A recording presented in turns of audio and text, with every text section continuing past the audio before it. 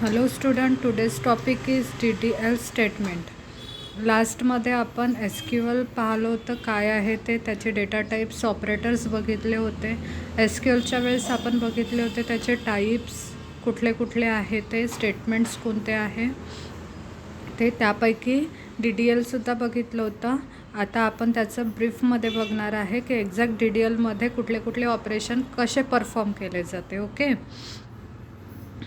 तर त्यामध्ये कुठले ऑपरेशन परफॉर्म्स होते. फर्स्ट आहे create a table, then existing table, alert table, dropping table. Okay, तर फर्स्ट आपण क्रिएट टेबल बघणार आहे, कशा प्रकारे याचं ऑपरेशन परफॉर्म केल्या जाते DDL स्टेटमेंटमध्ये SQLमध्ये. The create table is a DDL statement which is used to create a table in the database. Create table काय करते की create table हा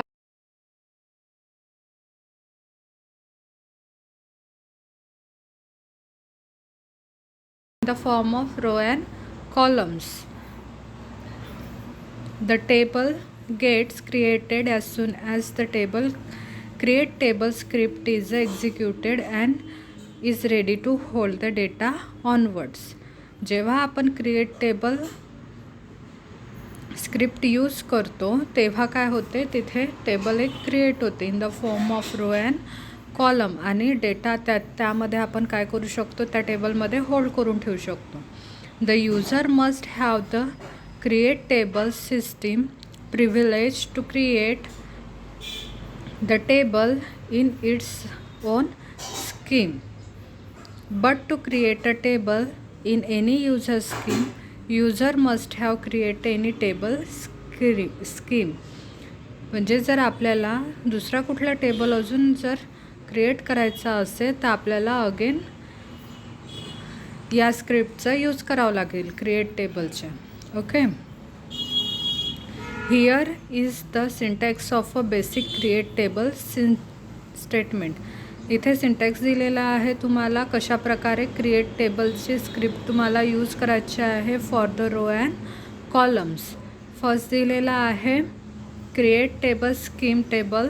ओके, तिथे स्कीम द्यायची आहे की तुम्हाला कशा प्रकारे पाहिजे, in the form of only rows or in the form of only columns or in the form of rose and columns. Then column data type,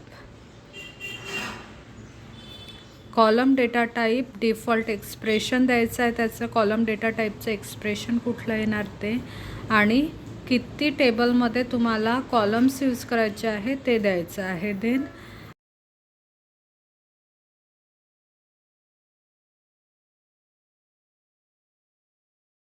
data टाकावं लागेल ते द्यावं लागेल. देन त्यानंतर सेकंड कॉलम द्यायचा आहे. ओके, आणि देन त्यानंतर काय करायचं आहे, तुम्हाला ॲज अ क्वेरी द्यायचं आहे. ओके, इथे खाली तुम्हाला दिलेलं आहे तशा प्रकारे तुम्हाला टेबल क्रिएट करायचं in the form of column and rows, आणि त्यामध्ये जर तुम्हाला जर डेटा फिलअप करायचा असेल तर काय यूज करावं लागेल तुम्हाला, existing table. Existing table means त्यामध्ये आपण डेटा फिलअप करू शकतो. A copy of an existing table can be created using a combination of create table statement and select statement. Combination आहे क्रिएट टेबलचं आणि सिलेक्ट स्टेटमेंटचं. काय, existing table. The new table has the same column definition. All columns are or specific columns can be selected.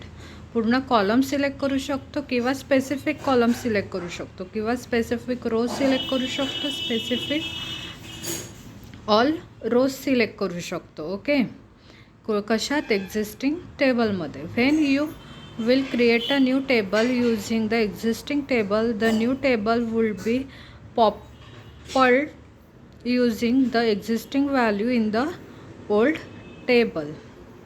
जर तुम्हाला select करून दुसऱ्या टेबलमध्ये जर त्याच व्हॅल्यू तुम्हाला सेव्ह करायच्या असेल तर तुम्हाला काय करावं लागेल, सिलेक्ट स्टेटमेंट यूज करावं लागेल. कशासाठी, पूर्ण कॉलम्स रोज सिलेक्ट करण्यासाठी. ओके, जर स्पेसिफिकच डेटा तुम्हाला दुसऱ्या कॉलममध्ये किंवा रोजमध्ये टाकायचा असेल तर स्पेसिफिकसुद्धा करू शकतो. बट तुम्हाला यावेळेस मग काय करायचं आहे की सिलेक्ट ऑप्शन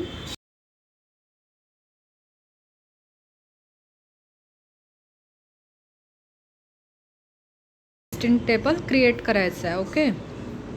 देन त्यानंतर आहे alert table statement. Alert table statement काय ते बघणार आहे. The alert table statement is use to add, delete or modify column in an existing table.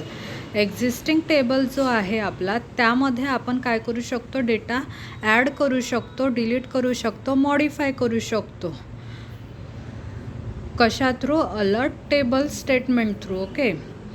The alert table statement is also use to add and drop various constraints on an existing table. म्हणजे add करू शकता data किंवा drop करू शकता, म्हणजे delete करू शकता. Okay. Alert table add column. Add कॉलमसाठी आपल्याला खाली दिलेला सिंटॅक्स यूज करायचा आहे. Alert table, table name, alert table देऊन काय करायचं आहे, त्या टेबलचं नाव द्यायचं आहे काय आहे तर, आणि देन त्यानंतर त्यामध्ये कुठले कॉलम तुम्हाला टाकायचे आहे ते द्यायचं आहे. बाय यूजिंग डेटा टाईप्स, किती प्रकारचा डेटा टाईप्स राहील तो. ओके. खाली एक्झाम्पल दिलेला आहे तुम्हाला. अलर्ट टेबल कस्टमर, कस्टमरचा तुम्हाला टेबल क्रिएट करायचं आहे. ओके. आणि त्यामध्ये त्या कस्टमरची तुम्हाला ईमेल आय डी फिलअप करायची आहे आणि ते किती कॅरेक्टरची असली पाहिजे, 255 कॅरेक्टरची असली पाहिजे ईमेल आय डी. त्याच्यावर नाही, म्हणून आपण तिथे डेटा टाईपसुद्धा दिलेला आहे. ओके. देन त्यानंतर आहे dropping table. Dropping table means जर तुम्हाला डिलीट करायचा असेल त्या एखादी रो, कॉलम, तर त्या किंवा डेटा डिलीट करायचा असेल तर त्यावेळेस तुम्ही ड्रॉपिंग टेबलचा यूज करू शकता.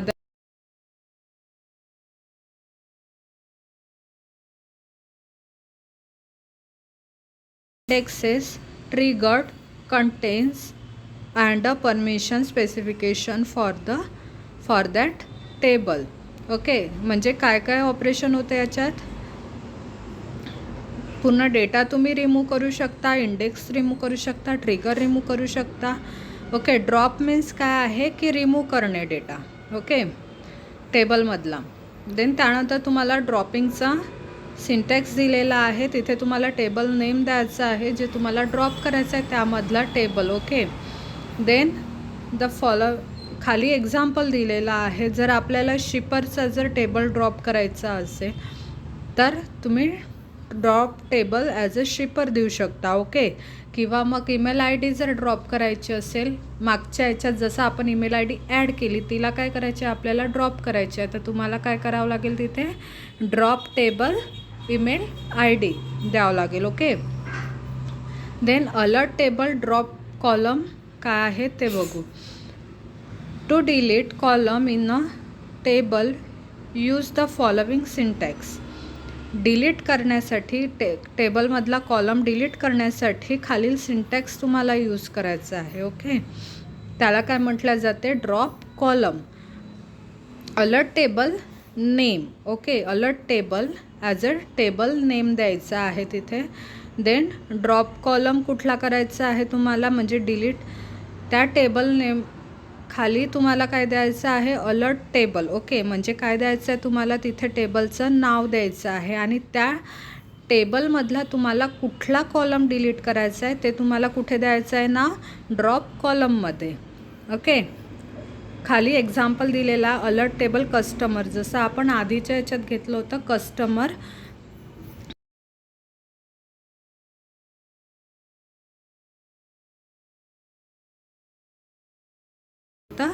एक कॉलम ॲड केला होता, आता तो कॉलम आपल्याला काय करायचा आहे, ड्रॉप करायचा आहे, म्हणजे डिलीट करायचा आहे. तर तुम्हाला तिथे काय द्यावं लागेल, ड्रॉप कॉलम ईमेल. ओके.